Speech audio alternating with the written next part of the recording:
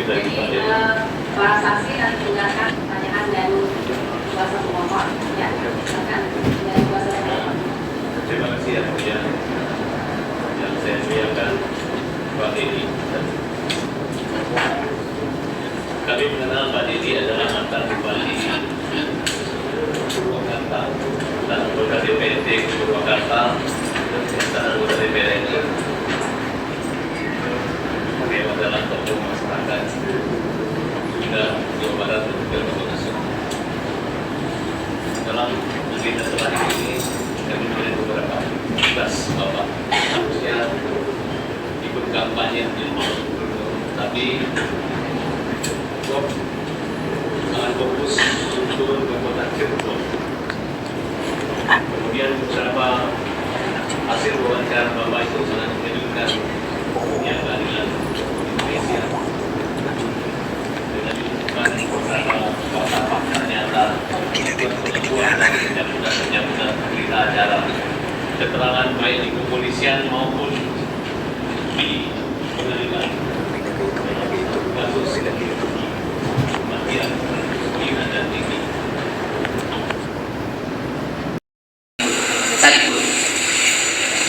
Pak Dedi pernah ke rumahnya? Saya pernah ke rumah. Ada motor atau ada kekayaan atau nilai-nilai sosial yang tinggi oleh Bapak? Iya, saya lihat hanya ada rumah yang ada posisi. Iya, rumah yang ada. Kemudian berapa orang yang sudah Bapak wawancari saat itu? Kalau sampai saat itu mungkin sudah saya sudah tidak bisa menghitung. Tetapi yang menyangkut Saka Tatal yaitu mencoba memahami peristiwa apa yang dialami oleh saudara Saka Tatal pada tanggal 27 Agustus 2016.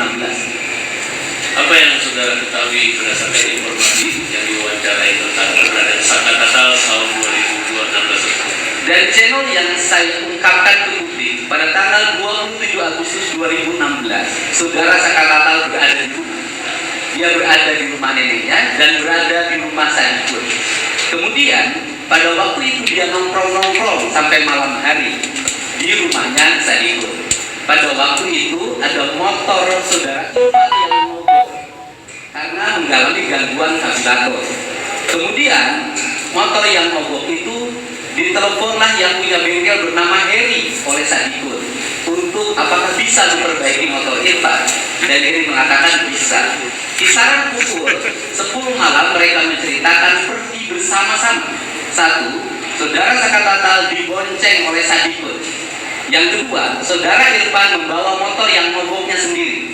Yang ketiga, saudara Raja almarhum membonceng Kodir, dan Kodir bertugas untuk nyetet. Mohon maaf, nyetet itu adalah kakinya Kodir didorongkan pada motornya Irfan agar bisa berjalan. Kemudian setelah mereka berangkat masuk ke flyover. Di flyover itu Sadikul menceritakan ada kerumunan orang, ada polisi di situ, dan Sadikul berkesimpulan bahwa itu adalah operasi tilang. Sehingga karena dia tidak buat surat-surat motor, dia tidak jadi lewat ke flyover, dia turun ke jalan arteri yang bawah.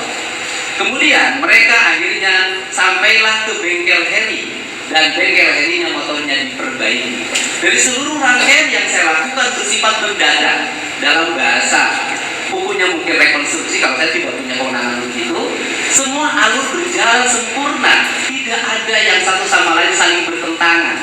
Kalau mereka berbohong, membuat skenario, saya pikir tidak akan bisa melakukan menceritakan sebuah rangkaian perjalanan seperti itu. Cara seperti itu hanya bisa dilakukan oleh orang-orang yang benar dan jujur dalam menyampaikan. Yang Bapak temukan wawancara dengan siapa yang mendukung keterangan Bapak ini? Apakah terduga? Wawancara yang waktu itu semua diwawancara. Ya, yang intinya yang mengetahui keberadaan Saka. Saka itu yang pertama, Sadikul. Kemudian yang kedua, Kodir, yang sekarang kakinya patah karena saya berkunjung ke rumah Kodir langsung. Kemudian ketiga, Irfan. Yang keempat, Heri yang punya bengkel. Dan saya bertanya pada mereka, kenapa seluruh pernyataan ini tidak disampaikan dulu pada suatu sidang? Mereka menjawab, kami menyampaikan, cuma diabaikan.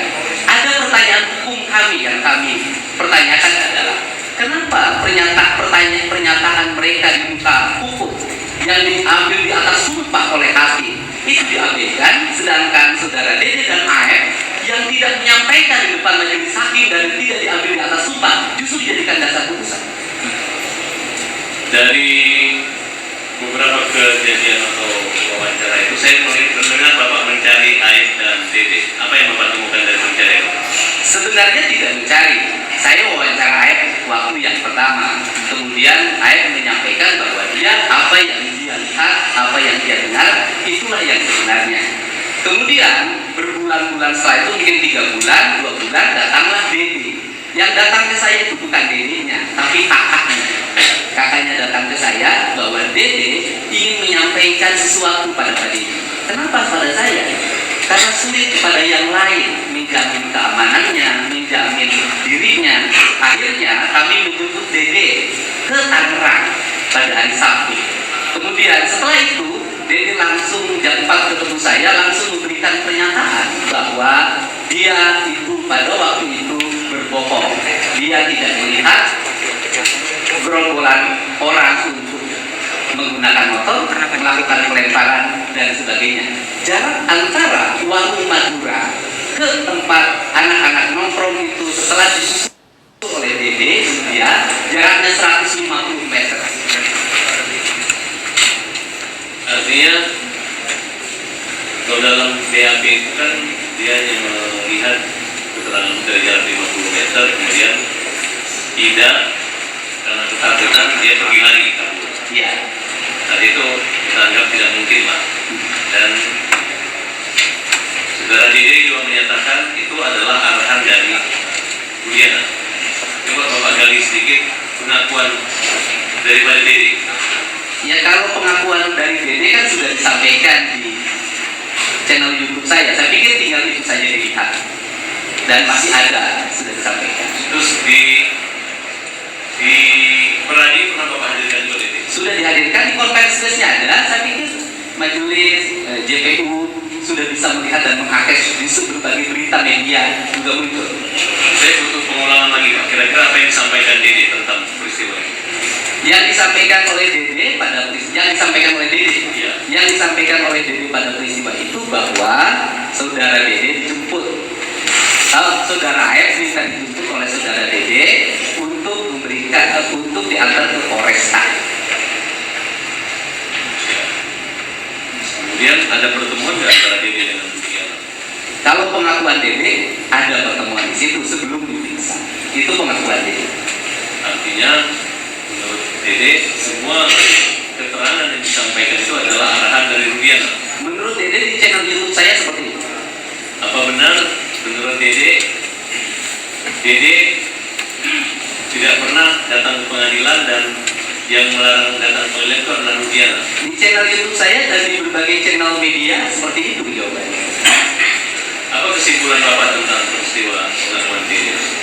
Kesimpulan saya dalam peristiwa pengakuan Dede bahwa Dede tidak mengetahui peristiwa pengejaran dan Dede memastikan pada malam itu tidak ada kerumunan orang di depan SMP 11, tidak ada anak-anak bergerombol di gang SMP 11 pada malam itu. Tidak ada peristiwa pengejaran dan Dede setelah membeli rokok kembali lagi mengantar AF ke tempat pencucian mobil. Tekanan-tekanan batin apa yang membuat Dede itu mau jujur sama Pak Dede? Dia mengatakan selama 8 tahun tersiksa hidupnya. Dia mengalami problem psikologi dalam dirinya, hidupnya seperti mengalami ketakutan. Ada ungkapan bahwa Dede siap dipenjara untuk menebus kesalahan. Coba Bapak jelaskan. Ya, Dede berulang-ulang saya nanya, kamu bohong atau tidak? Dia katakan saya tidak berbohong. Pernyataan Dede sudah disampaikan di depan notaris. Dan nanti sebentar lagi akan kita legalisir di pengadilan negeri. Karena ini kaitannya dengan saya mendapat informasi bahwa Bapak dilaporkan oleh AF, Bapak dan Pak Dedi dan Dede dilaporkan. Ya. Ini menyangkut seolah-olah menghalangi perintangan dan berbohong. Tapi saya yakin apa yang Bapak lakukan itu bukan suatu kejahatan. Iya, yang saya lakukan hanya ingin menyampaikan informasi tentang sebuah peristiwa secara terbuka. dan semuanya ingin diputusin lewat lembaga peradilan karena saudara AF dan DD sebelum saudara itu bertemu saya sudah dilaporkan ke Mabes Polri oleh keluarga terpidana atas dugaan kesaksian palsu.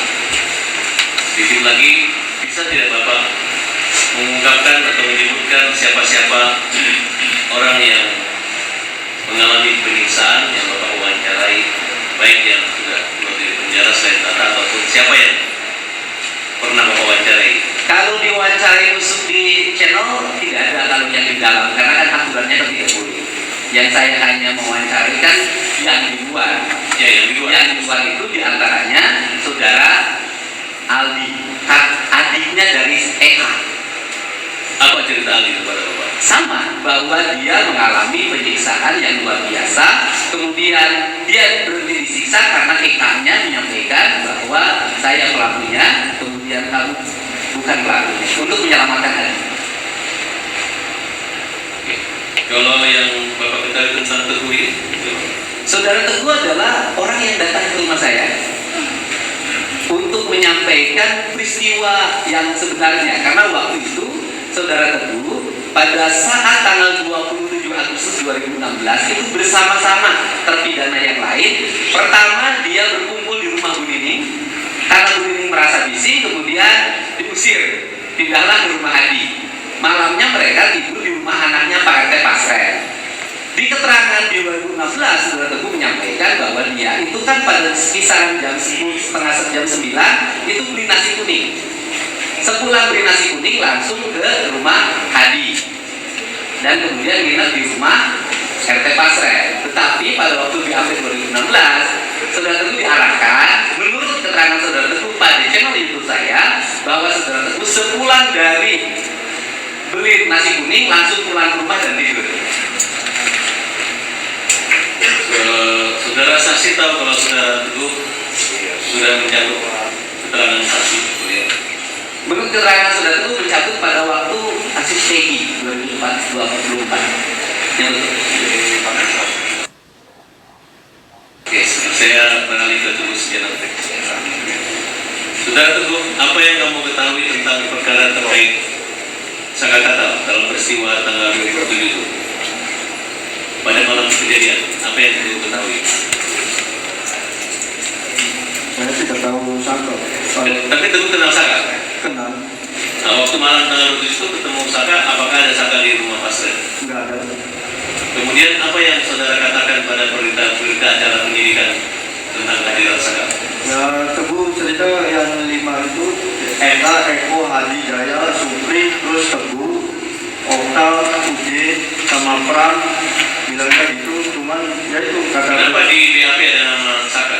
Teguh juga nggak tahu tuh. Kamu Dia yang, nggak nyebut nama Saka Teguh. yang kamu cabut BAP apa yang kamu cabut tentang Saka? Keterangan tersebut. Ya, yang itu bilang nama Saka. Artinya Saka tidak ada. Iya, tidak ada. Kenapa Teguh mengatakan ada? Karena dipaksa, karena disiksa, atau karena diarahkan? Karena diarahkan Siapa yang mengarahkan?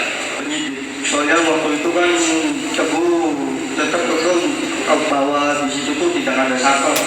Artinya kalau saat ini Saka mengatakan dia mau tidak ada di tempat pada masa pembunuhan itu, kejadian itu benar menurut Teguh? Tidak.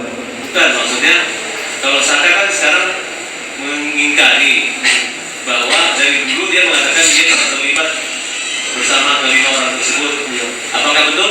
Betul. Jadi apa yang Teguh katakan di kepolisian saat itu tidak benar? Iya, Sudah dicabut sudah. di pengadilan. Kalau pengadilan belum. Waktu keterangan saksi di Polda atau di peradilan pengadilan negeri Bandung? Kalau cabutnya baru di Polda. Oh, tapi belum pernah ke pengadilan. Pengadilan pernah, cuma Teguh kan cerita ya itu yang 5 itu pas sampai di beli nasi kuning balik lagi ke rumah Adi, terus tuh diberhentikan. Kamu udah tidak sesuai dengan BAP. Saya Teguh waktu di 2016. Diulangi, yang pelan-pelan ngomongnya. Jangan dulu, tarik nafas dulu. Waktu Teguh di pengadilan kan bilang bahwa Teguh tuh jam 8 ke warung Ibu ini bertemu dengan Eka, Jaya, Supri, Eko, Eka, Teguh, Udin, Okta, Pram, Terus di rumah ibu ini pindah ke rumah Hadi sekitar jam 9. Terus sekitar jam 9 tuh Teguh beli nasi kuning, balik lagi sekitar 15 menit sampai ke rumah Hadi, ketemu lagi sama yang 8 itu. Lalu Teguh sekitar jam 10 tuh kembali tidurnya ke rumah PRT. Tapi memang ada menginap di rumah PRT itu benar? Benar ada. Pindah itu betul? Ada. Kenapa diingkari oleh KAPI dan PRT? Ya nggak tahu tuh. Kamu yakin bahwa mereka memang di rumah PRT? Saya yakin. Ketika kamu mendengar Pak RT mengatakan tidak mengenal dan tidak ada di situ, tidak nginap-nginap, apa pendapat kamu? Kan diingkari, kan kamu ada di rumahnya PRT, betul? Bersama 5 orang itu tanpa saka kan? Iya. Nah, terus Pak RT tidak mengaku. Ya Teguh tetap bilang tidur di situ, terus ya lalu diarahkan pulang ke rumah Pram. KAPI kenal? Hah? KAPI, anak Pak RT, anak Ya Pak. tahu aja, cuma nggak terlalu dekat. Oke.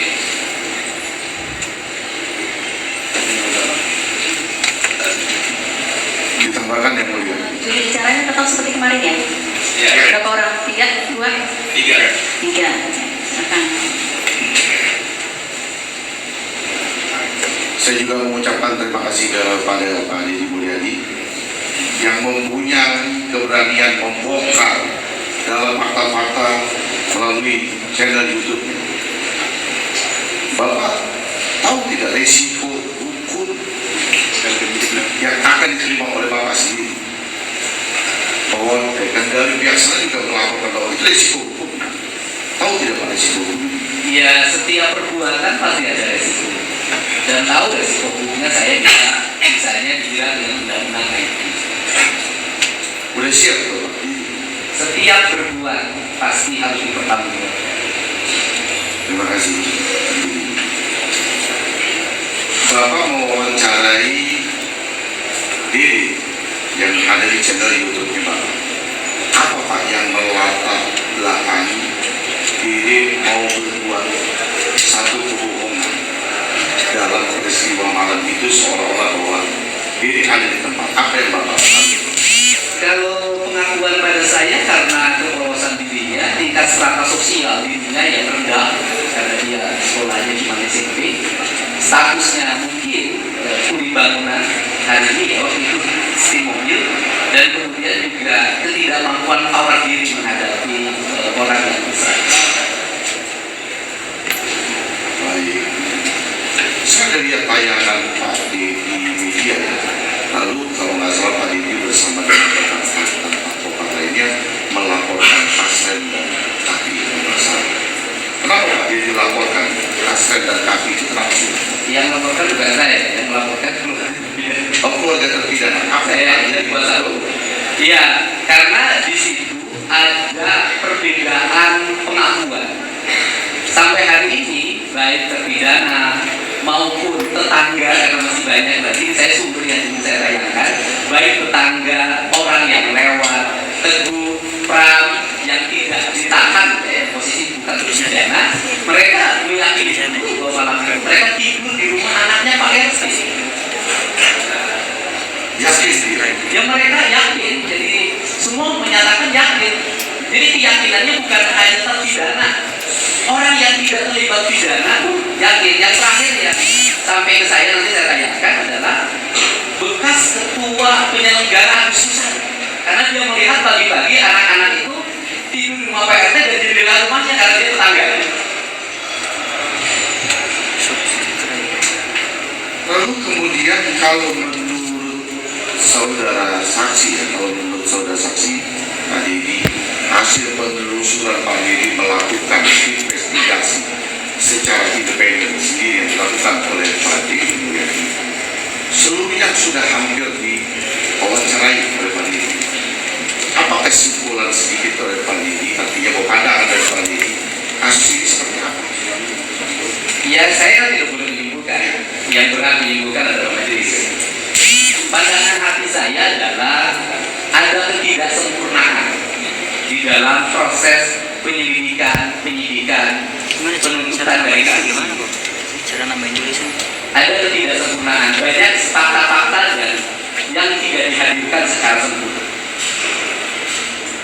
Baik cukup.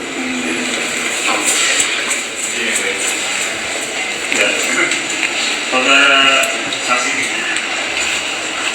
saya mau tanyakan, apakah saudara memiliki pengetahuan bahwa pemohon kata bergabung dalam demo? Tidak. Jadi kata-kata tidak ada demo. Kalau teman-teman lain menerima gaya kasar Tidak. tidak.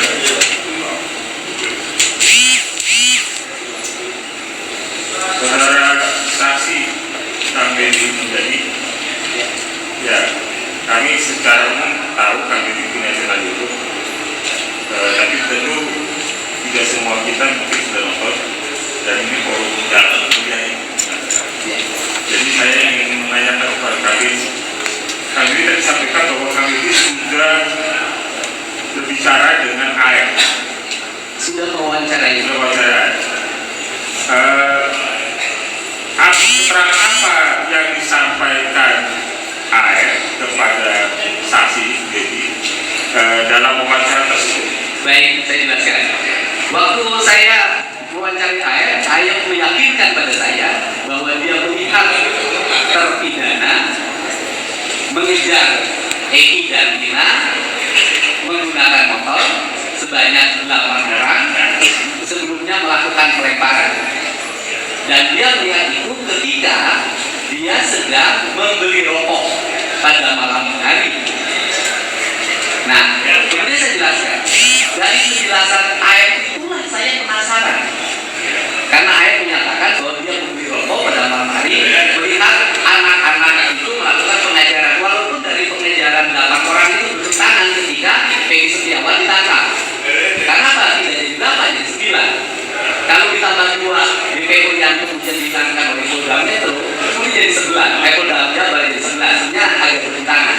Kemudian saya datanglah ke SMP 11 pagi hari. Kemudian saya mencoba berjalan. Pertama yang saya temui adalah warung nasi di depan seti mobil tempat air dari itu.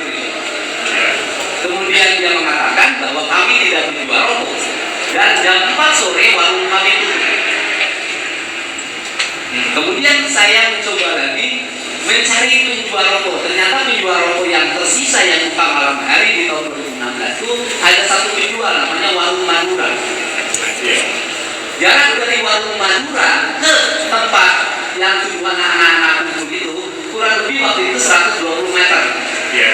Nah, setelah itu sudah beberapa lama, lebih dari 1 bulan, pemilik Warung Maduranya bertemu dengan saya dan saya tanya, apakah AF dan Dede pernah biro? Waktu itu AF bertanya.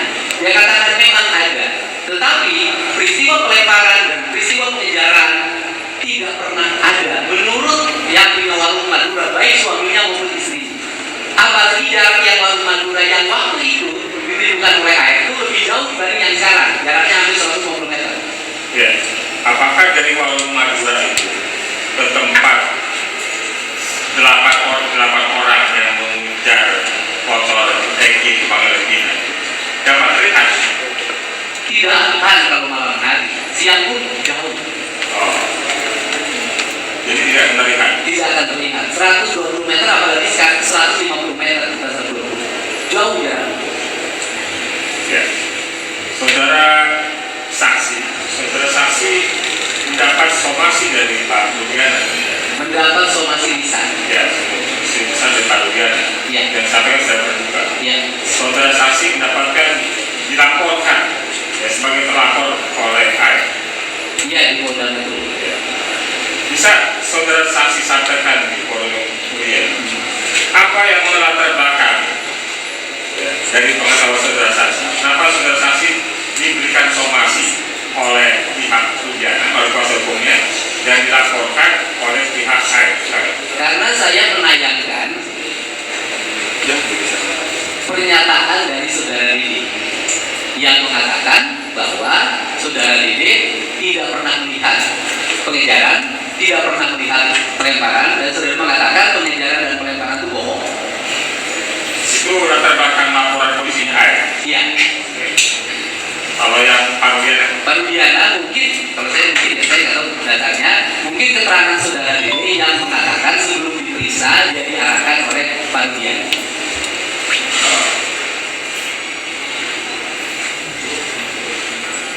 Sedikit tambah. Pak Didi, apakah Pak Didi pernah melakukan penelusuran kepada keluarga itu? Pernah. Apa Pak yang didapatkan? Yang didapatkan yang pertama bahwa penjelasan dari ibunya Peggy pada waktu peristiwa tanggal 27 Agustus 2016, Peggy tidak berada di rumah tapi berada di Bandung bekerja dengan Bapak Pina. Iya, keluarga Pina.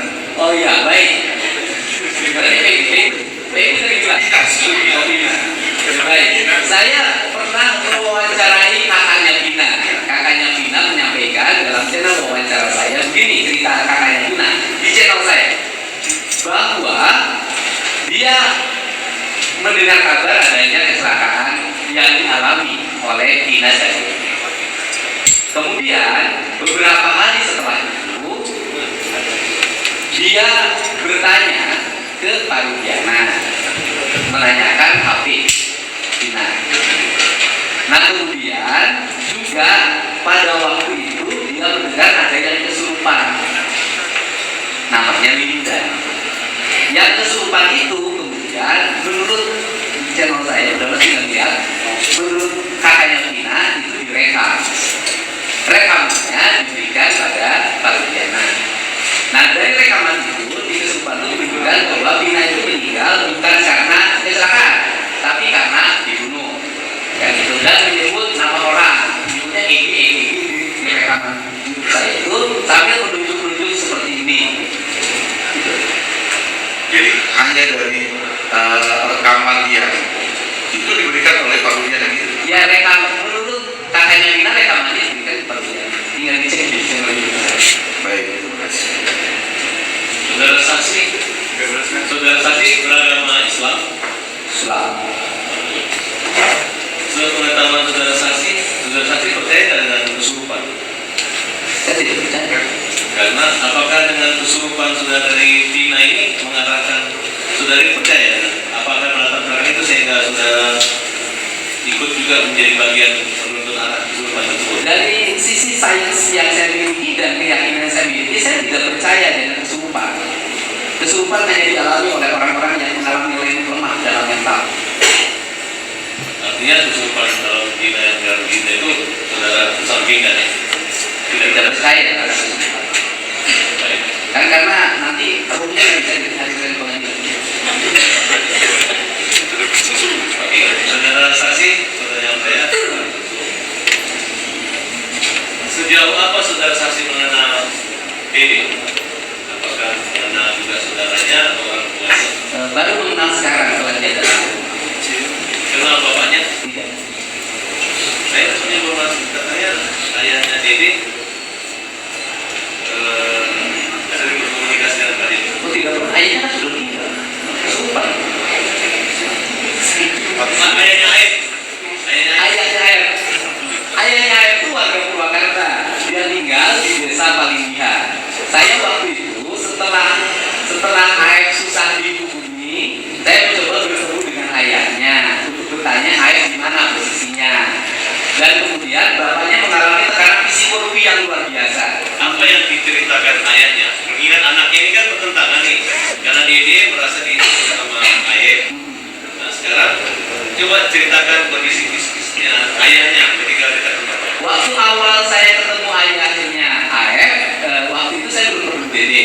Bapaknya memang seperti mengalami tekanan psikologi, walaupun merahasiakan di mana posisinya Aib, hanya menyampaikan Aib berada di Bandung. Nah, kemudian setelah Dede ditemukan bertemu dengan saya, 2-3 hari yang lalu, 4 hari 3 hari yang lalu, ayahnya Aib datang ke saya diantar pamannya untuk menyampaikan kebenaran bahwa ayahnya mengalami tekanan psikologi yang berat sehubungan dengan kesulitan untuk bertemu dengan ayah menurut ayahnya. Ayahnya secara pribadi atau seluruh keluarga ayah? Ayahnya dengan pamannya, dan tadi malam adiknya ayah yang latihan pon juga datang ke rumah. Karena ada dugaan bapak katanya menyandra. Channel itu kan tadi malam ada bapaknya bahagia. Dari kehadiran bapaknya kemudian terpisah itu apa kesimpulan Oke, bapak? saya sampaikan ya, karena ayahnya mengalami tekanan psikologi yang berat, maka saya menawarkan diri, Bapak kalau tidak, agar Bapak tidak terlalu stres, ada kegiatan kerja aja di rumah saya. Dan akhirnya ayahnya menyambut dengan gembira, dia ngurus ayam, ngurus ikan, dan misalnya tadi pagi jam 5 dia sudah bangun, sudah kasih makan ayam, sudah dalam posisi sangat tidak depresi dan happy. Dan saya katakan persoalan beda pemahaman saya dengan ayah itu urusan pribadi masing-masing, tapi urusan saya melindungi orang tua karena saya sudah tidak punya bapak agar hidupnya tenang dan nyaman, itu adalah kewajiban saya sebagai manusia. Oke, bapak ketahui kan si ayah ini kan saksi, Ya, bukan pencuri, ya, tidak dicari. ya. Sulit tidak keluarga yang menemui